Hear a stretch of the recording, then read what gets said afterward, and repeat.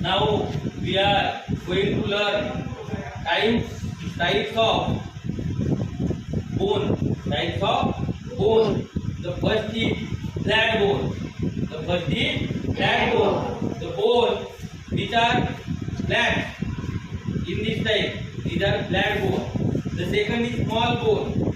Small means लहान bone, छोटे bone.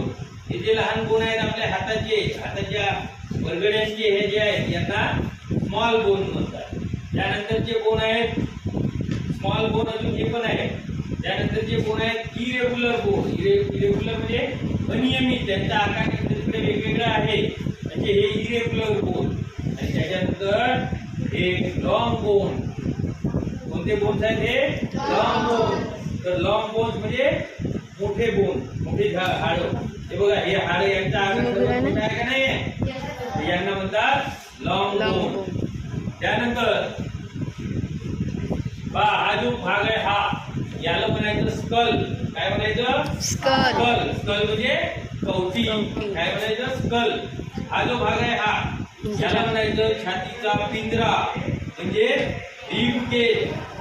याला काय म्हणायचं?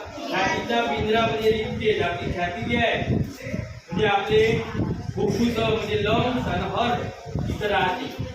हा भाग जो आहे आपला. त्याच्यानंतर हे जे आहे हे आपले आर्म आहेत. हे जे आहेत हे आपले आर्म आहेत. या भाग आर्म दिसला ना? हा जो भाग आहे मागचा हा आपल्या पाठीचा कणा आहे. याला काय म्हणायचं? पाठीचा कणा. इंग्लिश मध्ये याला स्पाइन म्हणतात. काय म्हणतात? स्पाइन. आणि हे आहेत आपले लेग. हे काय आहे? लेग. लेग म्हणजे पाय. लेग म्हणजे पाय. त्याच्यानंतर आपल्या हा जो भाग आहे हा याला म्हणतात हा याचा तोंड.